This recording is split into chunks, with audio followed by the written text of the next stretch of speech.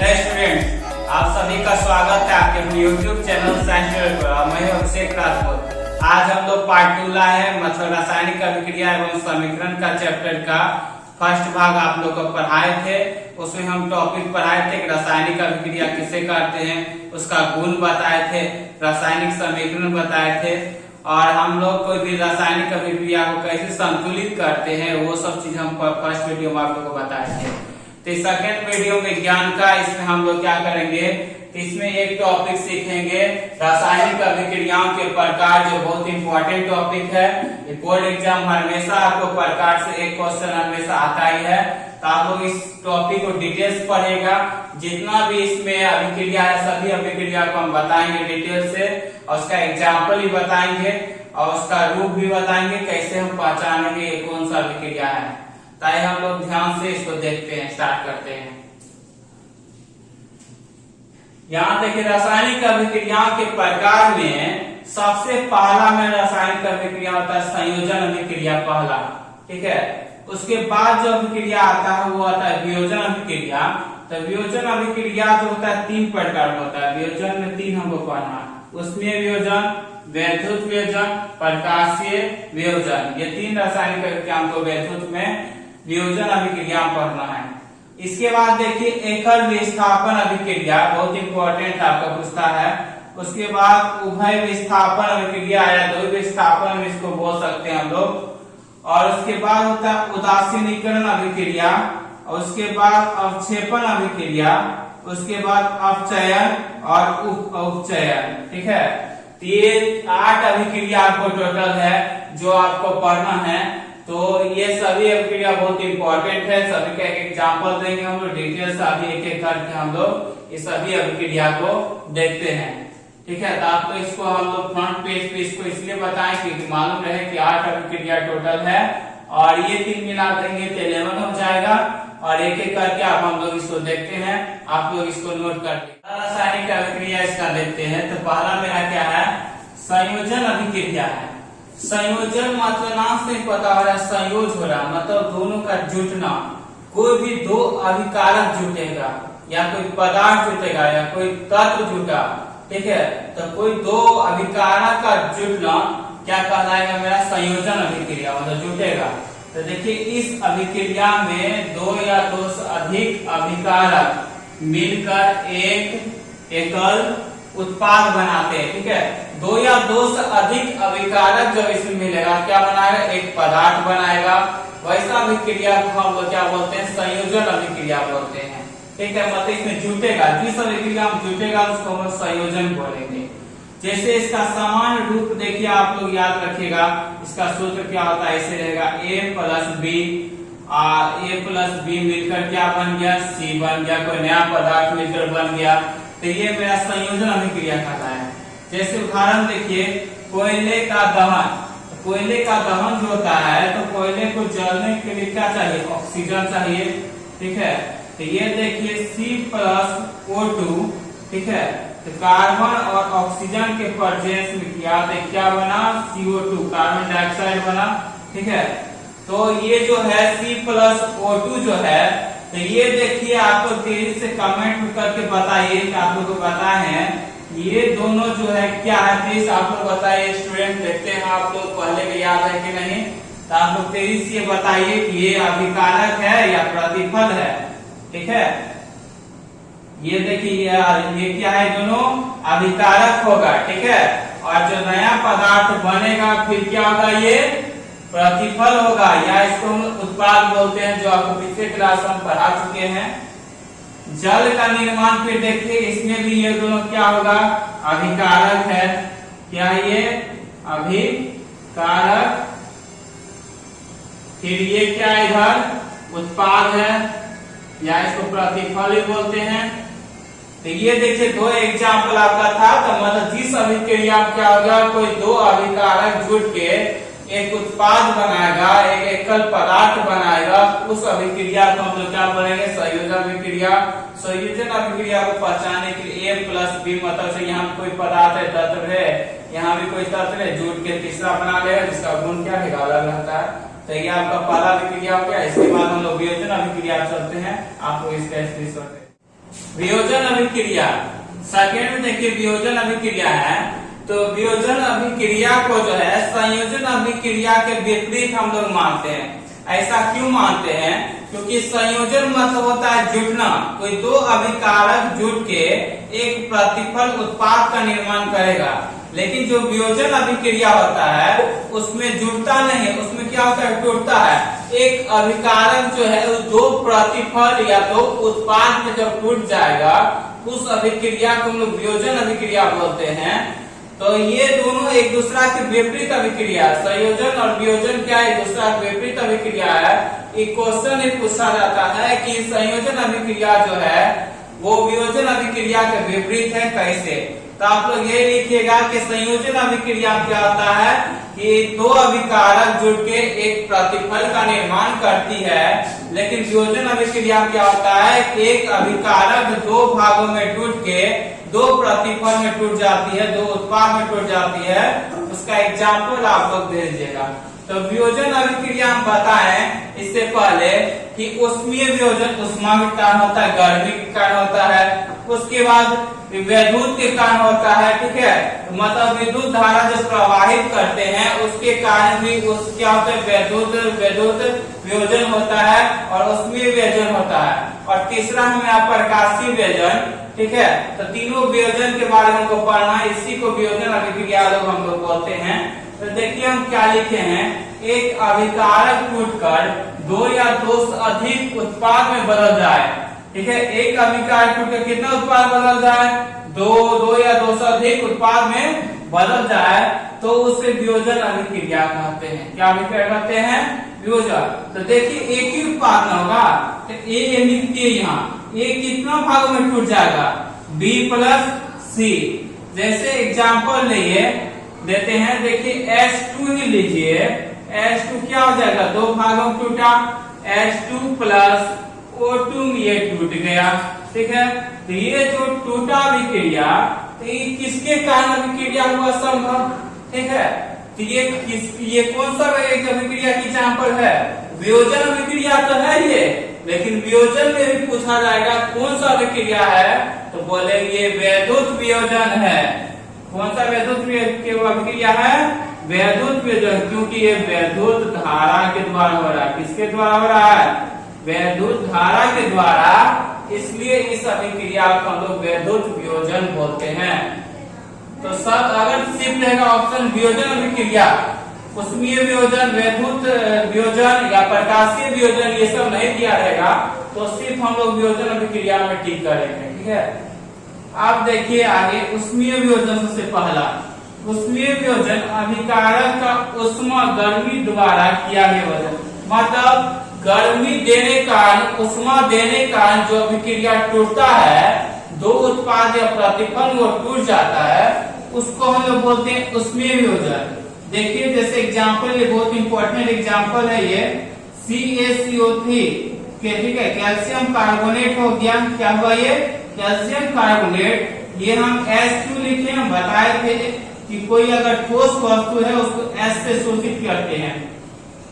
आप देख रहे हैं अभिक्रिया करवा रहे हैं, तो किसकी उपस्थिति में अभिक्रिया कराएं, उष्मा की उपस्थिति में। किसकी उपस्थिति में, उष्मा की उपस्थिति में अभिक्रिया कराएं। तो ये कितना भाग में टूट गया, दो प्रतिफल या दो उत्पाद में ये टूट गया। आप देखिए क्या बन गया, CaO कैल्शियम ऑक्साइड, जो ये क्या है ठोस है, प्लस CO2 कार्बन डाइऑक्साइड, जो ये क्या है गैस है। ये दो भागों में टूट गया। ये अभिक्रिया हुआ किसके कारण हुआ, उष्मा के कारण, इसलिए इस अभिक्रिया का नाम है उष्मीय वियोजन। आपको समझ गए होंगे उष्मीय वियोजन ऐसा कोई रहेगा, अगर रहेगा कि दो भाग में टूट रहा है, उष्मा दिया हुआ है, तो समझ जाएंगे उष्मीय वियोजन के उदाहरण है। वियोजन तो है, वियोजन में भी कौन अभिक्रिया है, उष्मीय वियोजन। अब देखिए वैद्युत वियोजन में आपको अभी तुरंत बताए कि वैद्युत धारा के प्रवाहित होने का मतलब, कोई अभिक्रिया को वैद्युत धारा के द्वारा हम दो भागों में तोड़ेंगे, दो उत्पाद में या दो प्रतिफल में तोड़ेंगे, उसको हम लोग बोलते हैं वैद्युत वियोजन। जैसे देखिए जल से हम लोग जानते हैं कि बिजली को उत्पन्न कर सकते हैं, तो इसको दो भागों में H2O को हम लोग क्या कि वैद्युत धारा की उपस्थिति में इसको दो भागों में वैद्युत धारा उत्पन्न किए, तो ये हाइड्रोजन और ऑक्सीजन में दो भागों में टूट गया, इसलिए ये अभिक्रिया वैद्युत धारा के द्वारा हुआ, तो वैद्युत वियोजन ये कहलाया। इसके बाद हम लोग थर्ड प्रकाशीय वियोजन हम लोग सीखेंगे, और उसके बाद हम लोग विस्थापन अभिक्रिया कर सकते हैं। तो आप लोग इसको नोट कर लीजिए, इसके बाद हम नेक्स्ट अभिक्रिया। प्रकाशीय वियोजन, प्रकाशीय वियोजन, प्रकाशीय वियोजन जानते क्या होता है? सूर्य के प्रकाश की उपस्थिति में होने वाला वियोजन। आप देखिए सूर्य के प्रकाश की उपस्थिति में जो भी अभिक्रिया होगा उस अभिक्रिया को हम प्रकाशीय वियोजन बोलते हैं। जैसे देखिए एग्जांपल में AgCl ले लिए, सिल्वर क्लोराइड ले लिए, इस सूर्य के प्रकाश की अभिक्रिया हो रहा उपस्थिति में, तो किसमें बदल गया? 2Ag + Cl2। हम लोग जानते हैं कि वियोजन अभिक्रिया जो होता है, सॉरी यहाँ Cl2, वियोजन अभिक्रिया जो होता है उसमें क्या होता है? एक अभिकारक दो प्रतिफल या उत्पाद में टूटता है। इसमें ये दो उत्पाद या प्रतिफल में तो टूटेगा, लेकिन ये किसके अति हो रहा अभिक्रिया? सूर्य का प्रकाश की उपस्थिति जो अभिक्रिया होगा उस अभिक्रिया को हम लोग प्रकाशीय वियोजन अभिक्रिया कहते हैं। आप देखिए इस अभिक्रिया को श्याम श्वेत फोटोग्राफी में भी यूज किया जाता है, ठीक है, फोटोग्राफी में भी यूज किया जाता है। कौन सा अभिक्रिया? प्रकाशीय वियोजन अभिक्रिया का उपयोग हम लोग फोटोग्राफी में भी करते हैं। मतलब 2AgCl जो है इसका हम लोग फोटोग्राफी में भी यूज किया जाता है। अब देखिए इसके बाद बहुत इंपॉर्टेंट कंसेप्ट आया, विस्थापन अभिक्रिया बहुत इंपॉर्टेंट है। इसमें देखिए विस्थापन मतलब क्या हुआ? स्थान अपना परिवर्तन करना, ठीक है। अगर एकल विस्थापन, इसका नाम है एकल विस्थापन अभिक्रिया। कौन सा विस्थापन है इसका? एकल विस्थापन। मतलब ये अपना स्थान जो बदलेगा, एक बार अपना स्थान चेंज करेगा। आप देखिए कोई भी जो इंसान है वो क्या करता है कि चाहता है कि तेज है तो तेज के साथ बैठने के लिए, तो वहां देखिए स्थान परिवर्तन करके जो ज्यादा क्या है, ज्यादा व्यक्ति है वो क्या आता है, जब कम को छोड़ देगा, ज्यादा वाला तेज के साथ बैठेगा। तो वैसे ही देखिए इस विस्थापन, एकल विस्थापन अभिक्रिया में, इस अभिक्रिया में अधिक क्रियाशील तत्व कम क्रियाशील तत्व को उसके यौगिक से विस्थापित करता। मतलब हुआ हमको अभिक्रियाशील तत्व आप लोग को बताए थे शॉर्ट वीडियो हम लोग पोस्ट में किए हैं। ट्रिक क्या होता है? ट्रिक इसका यहाँ तो हम देख लेते हैं। बताए थे केदारनाथ का मालिक आलू जरा, कैटरीना ने कार मांगी, ऑटो जेन फरारी, ठीक है। तो ये सब ट्रिक था, आपको बताए थे। शॉर्ट वीडियो आप लोग जाकर ट्रिक देख लीजिएगा, ठीक है। तो ये ट्रिक यहाँ पे काम देगा क्योंकि ये अभिक्रियाशील धातु पे कंसेप्ट पे डिपेंड करता है। अगर जो अधिक अभिक्रियाशील धातु होगा वो कम अभिक्रियाशील को विस्थापित कर देगा, ठीक है। इस अभिक्रिया में अधिक क्रियाशील तत्व जो है कम अभिक्रियाशील तत्व को विस्थापित कर देता है उसकी यौगिक से। तो यहाँ देखिए जैसे A + BC ये सामान्य रूप हुआ, इसका याद कीजिएगा आप लोग। तो A + BC रहेगा तो A क्या करेगा? B को विस्थापित कर देगा और किसके साथ आ जाएगा? C के साथ, क्योंकि C क्या ज्यादा अभिक्रियाशील होगा। तो AC बना लिया ये, उसके बाद B क्या हुआ? अलग हो गया, ठीक है। तो ऐसे ही यहाँ एग्जाम्पल उदाहरण हम लोग देखते हैं। जैसे आयरन है, आयरन क्या? लोहा क्या किया? कॉपर सल्फेट के साथ, ठीक है।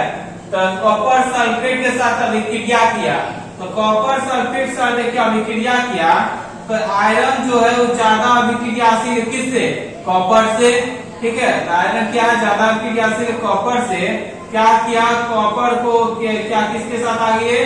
कॉपर को क्या विस्थापित कर दिया और ये SO4 के साथ आ गया। तो कॉपर को विस्थापित कर दिया तो Fe किसके साथ आ गया? SO4 के साथ। FeSO4 बना लिया, कॉपर विस्थापित कर दिया, ये अलग हो गया +CO। समझे? एक और समझ लीजिए, जैसे आयरन था, आयरन को CuSO4 के साथ अभिक्रिया कराएं तो Fe जो हो ज्यादा अभिक्रियाशील है किससे, Cu से, तो ज्यादा अभिक्रियाशील जो होता है वो कम अभिक्रियाशील को विस्थापित कर देता है उसके यौगिक से। तो ये विस्थापित मतलब अलग कर देता है। तो Fe किसके साथ आ गया, SO4 के साथ, FeSO4 बनाया फेरस सल्फेट और प्लस Cu कॉपर बना दिया। तो ऐसा अभिक्रिया को हम बोलते हैं एकल विस्थापन। एकल विस्थापन इसलिए बोलते हैं क्योंकि एक ही बार स्थान परिवर्तन हो रहा है। अगर दो बार स्थान परिवर्तन होता है द्वि विस्थापन कहते हैं उसको, या उभय विस्थापन अभिक्रिया कहते हैं उसको। तो ये आपका विस्थापन अभिक्रिया है। तो अभिक्रियाशील जो हम लोग शॉर्ट वीडियो बनाए हैं जो उसमें ट्रिक बताया अभिक्रियाशील का, वो आप लोग देख लीजिएगा। ऐसे हमको फिर इसको अगला हम लोग बता देंगे। द्वि विस्थापन अभिक्रिया या जिसको हम लोग उभय विस्थापन भी बोलते हैं। तो ये देखिए, इससे पहले हम एकल विस्थापन हम लोग पढ़े हैं, इसके बाद द्वि विस्थापन या उभय विस्थापन है, दोनों एक दूसरे से रिलेटेड है। उसमें क्या था, उसमें एक विस्थापित कर रहा था एक बार, इसलिए उसका नाम था एकल विस्थापन। इसमें क्या करेगा, कोई भी क्या करेगा, तत्व को ये दो बार विस्थापित करेगा, दो अभिकारक को ये क्या करेगा, दो बार विस्थापित करेगा। इसी का इसका नाम हो जाएगा द्वि विस्थापन या उभय विस्थापन। तो इसमें देखिए इसका क्या आप लोग लिखिएगा परिभाषा। इस अभिक्रिया में उत्पादों का निर्माण दो यौगिकों के बीच आयनों के आदान प्रदान से होता है। आप देखिए आयन क्या होता है आप लोग समझ लीजिए। मान चलिए Na है, Na के ऊपर कुछ न कुछ तो चार्ज होगा, ठीक है। तो इसके ऊपर जो प्लस है क्या है, क्या ये धनायन, और मान से Cl के ऊपर माइनस है, ये क्या हुआ ऋणायन। तो मतलब ये सब क्या है, हमको आयन बताता है कि कौन सी किसके ऊपर क्या प्लस है, किसके ऊपर माइनस है। धनायन ऋणायन को ही हम लोग क्या बोलते हैं, हम लोग आयन बोलते हैं। तो दो यौगिकों के बीच जो आयन का आदान प्रदान होता है उसको हम लोग द्वि विस्थापन अभिक्रिया या उभय विस्थापन अभिक्रिया कहते हैं, ठीक है। तो ये देखिए आप लोग अच्छा सा एग्जाम्पल द्वारा आप लोग समझाएंगे। पहले इसका समान रूप आप लोग को याद रखना है जिससे आप लोग बना सकेंगे अभिक्रिया को अच्छा से, क्योंकि समान रूप दे देगा आपको पूछना है, क्वेश्चन में देगा ये कौन सी अभिक्रिया है, कौन सी अभिक्रियाओं को ये दर्शाती है, तो आप लोग बोलेगा कि उभय विस्थापन, क्योंकि इसमें दो बार विस्थापन है। देखिए एक किसके साथ आ गया, डी के साथ, डी किसके साथ देखिए चले गया, डी किसके साथ गया, डी किसके साथ, सी के साथ गया। तो इस विस्थापन में दो बार हो रहा है विस्थापन, ठीक है, स्थान परिवर्तन दो बार हो रहा है, इसी का हम लोग द्वि विस्थापन इस अभिक्रिया को बोल रहे हैं। आप देखिए इससे एग्जाम्पल लिए Na2SO4, ठीक है, सोडियम सल्फेट जिसका नाम है, ठीक है। तो सोडियम सल्फेट है, देखिए सोडियम के ऊपर होता है +1 चार्ज और SO4 जो है इसका जो क्या होता है 2- चार्ज होता है, ठीक है। इसमें धनायन इस ऋणायन होता है। ये दोनों मिल के Na2SO4 बनाया।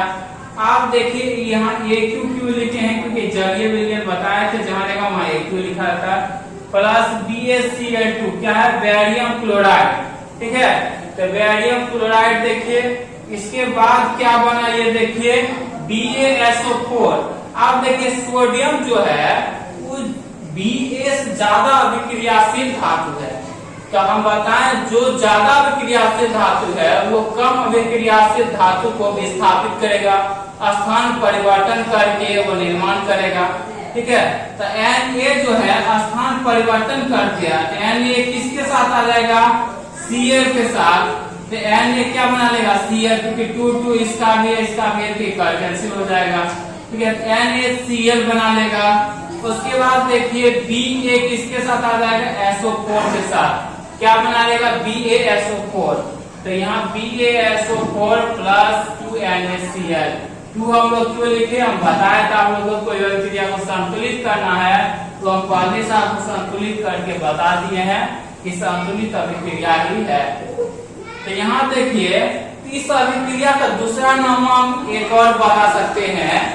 इस अभिक्रिया बताए थे अवक्षेपण, आगे हमको पढ़ना है लेकिन इसी में आ रहा है अवक्षेप, तो हम लोग इसमें चर्चा कर लेते हैं कि अवक्षेपण अभिक्रिया क्या होता है, आप लोग लिख लीजिएगा।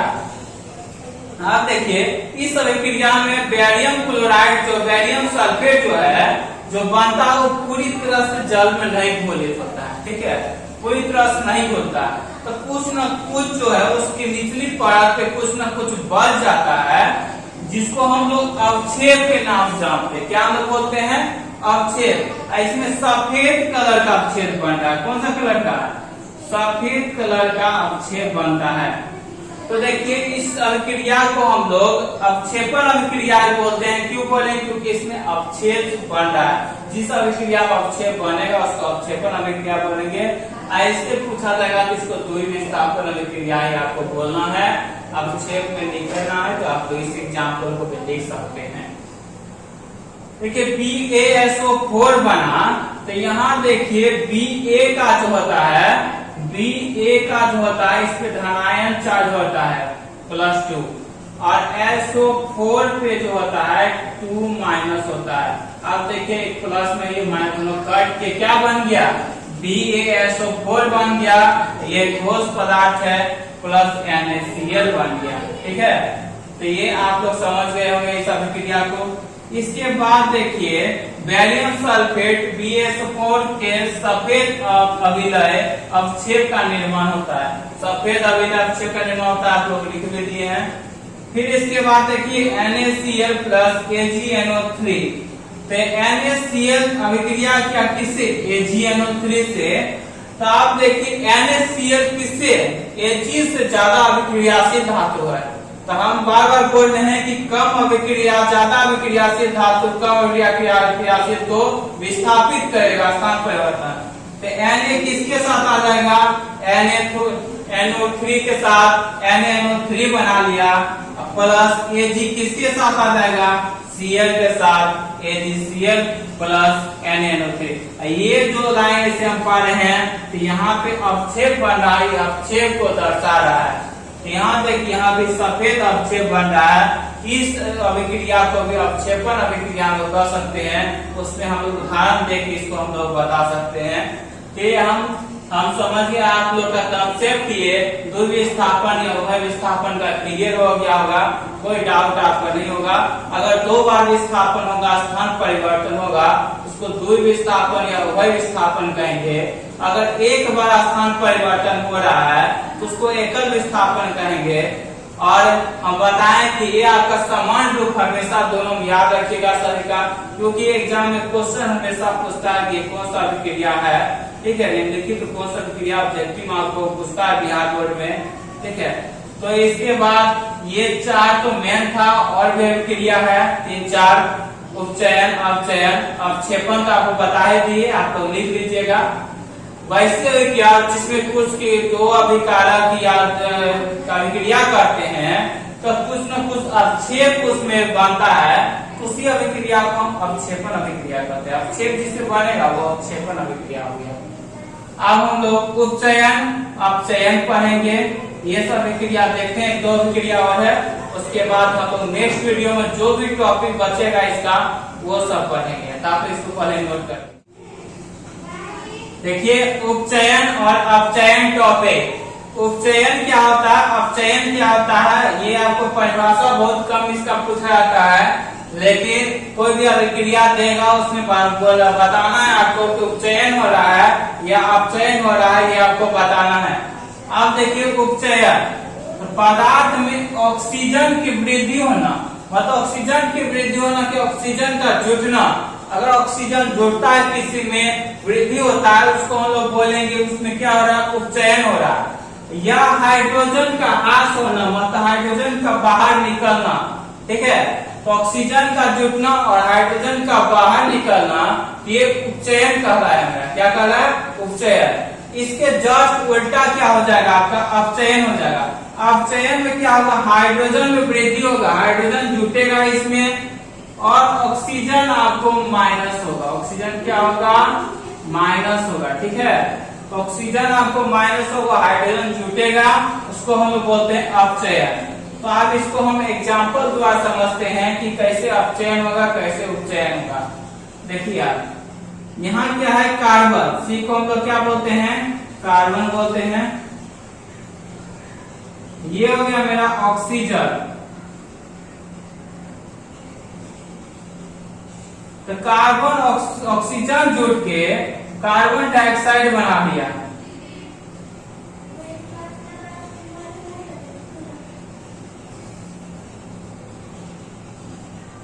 कार्बन ऑक्सीजन जो कि क्या बना लिया, कार्बन डाइऑक्साइड बना लिया।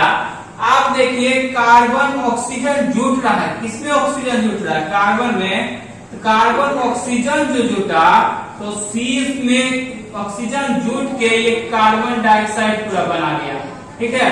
तो कार्बन डाइऑक्साइड जो बना लिया, देखिए सी में कार्बन ऑक्सीजन का वृद्धि हुआ कि नहीं, क्योंकि ऑक्सीजन इसमें जुट गया तो इसमें ऑक्सीजन वृद्धि हुआ। जिस अभिक्रिया में ऑक्सीजन जुटेगा, वृद्धि होगा, तो उस अभिक्रिया को हम लोग बोलते हैं अपचयन। तो देखिए इसमें अपचयन किसमें हो रहा है, कार्बन में C प्लस O2, तो CO2 बढ़ गया, इसमें क्या हो रहा है, अपचयन हो रहा है। क्या हो रहा है, अपचयन। आप देखिए नीचे एग्जांपल, दूसरा एग्जांपल से आप लोग समझते हैं।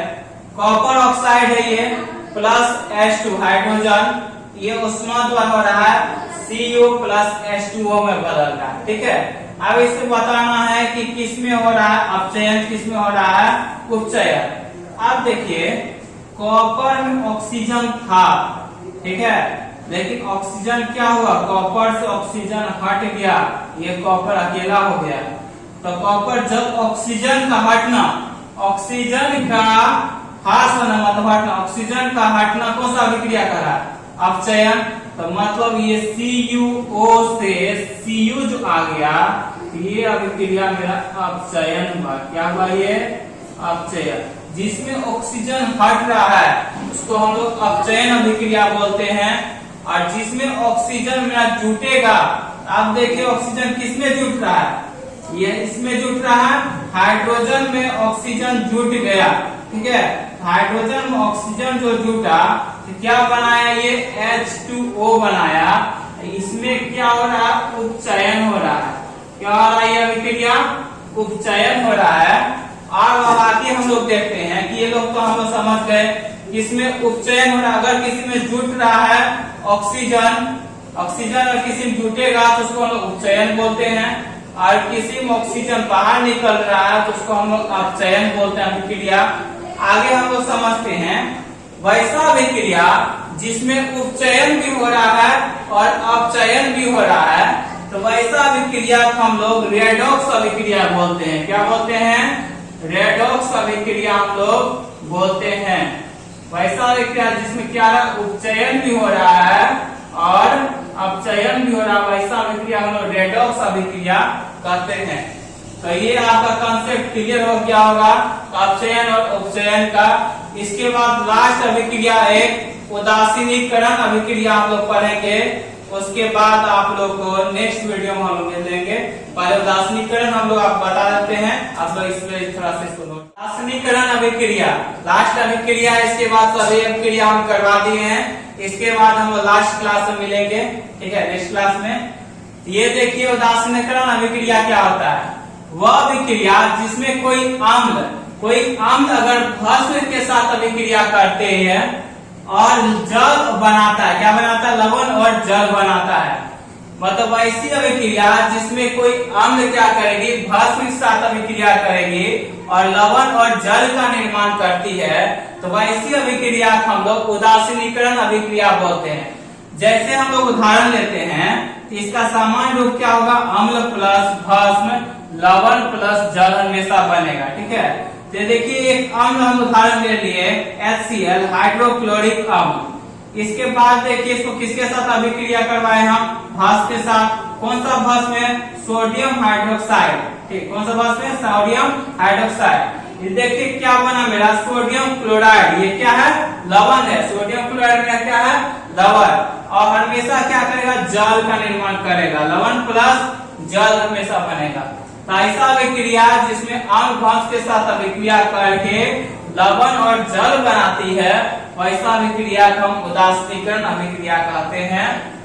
ये आपका लास्ट अभिक्रिया हो गया। आपका जितना भी अभिक्रिया था सब कंप्लीट हो गया है। आपने इसको रिवाइज कीजिएगा। और क्या नेक्स्ट हम लोग क्लास में क्या जो भी टॉपिक और बचा है, जैसे विकृत गंधिता बचा है, संचरण बचा है, संचारण बचा है, और कोई भी टॉपिक बता है, उस सभी को हम लोग बताएंगे। और जो भी इम्पोर्टेंट क्वेश्चन है बोर्ड एग्जाम से रिलेटेड, उस सब क्वेश्चन को भी हम करेंगे। तो ज्यादा आप लोग वीडियो को लाइक करें, सब्सक्राइब